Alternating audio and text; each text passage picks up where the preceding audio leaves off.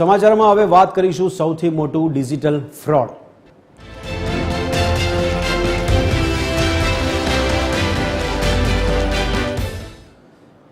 ગાંધીનગરમાં એક ચોંકાવનારો digital fraud case સામે આવ્યો છે, જેમાં ભારતનું સૌથી મોટું ડિજિટલ અરેસ્ટ સ્કેમ ગાંધીનગરમાં બન્યું છે। એક સિનિયર સિટીઝન મહિલા ડોક્ટરને 3 મહિના સુધી ડિજિટલ અરેસ્ટમાં રાખીને ગઠિયાઓએ તેમની પાસેથી 19.24 કરોડ રૂપિયા ખંખેરી લીધા। આ ફ્રોડ ભારતનો અત્યાર સુધીનો સૌથી મોટો ડિજિટલ અરેસ્ટ કેસ છે। ઠગોએ ખોટા પોલીસ અને સરકારી અધિકારીઓ બનીને વિડીયો કોલ્સ અને બનાવટી પત્રોથી મહિલાને ધમકાવી હતી। મહિલાને ધમકાવી અને મહિલાને 90 દિવસ સુધી ડિજિટલ અરેસ્ટ રાખી હતી। ફેમા અને PMLA કાયદા હેઠળ ગુના દાખલ કરવાની ધમકી આપીને તેમની પાસેથી ઘરેણાં, શેર અને FD જેવી તમામ સંપત્તિ વેચાવીને 35 અલગ અલગ બેંક એકાઉન્ટ્સમાં પૈસા જમા કરાવવામાં આવ્યા હતા।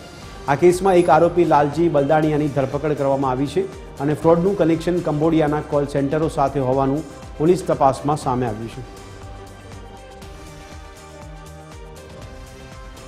लगभग एक अठवाडिया पहला रिपोर्ट थયું હતું તો એ ડિજિટલ અરેસ્ટ કેસમાં જે એક સિનિયર સિટીઝન ભોગ બનનાર છે એમને જે ગઠિયાઓ છે સાયબર ગઠિયાઓ એમને ધમકાવીને ડરાવીને કે તમારે નામે એટલે ટ્રાઈમાં કેસ ચાલશે, તમારે નામે મની લોન્ડરિંગનો કેસ ચાલશે, તમારી બધું વિગતો અમારી પાસે છે, એ જે નોર્મલ જે એમઓ ડિજિટલ અરેસ્ટનો હોય છે એ એમઓને પદ્ધતિને અપનાવીને અને એમને ડરાવી ધમકાવીને અને એને પાસેથી લગભગ 30થી વધારે એકાઉન્ટ્સમાં પૈસા ટોટલ 19 કરોડ રૂપિયા જેટલા એમને પાસેથી પડાવ્યા છે।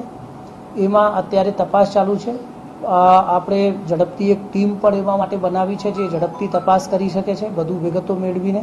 તો એમાંથી જે વિગત મળી છે તો એક અકાઉન્ટમાં જે 1 કરોડ રૂપિયા ગયા હતા તો એ અકાઉન્ટ ધારકને અત્યારે પકડી પાડવામાં આવેલ છે અને હવે જે બીજા એમાં જે લિંક્સ છે એમને શોધવામાં આવી રહ્યા છે।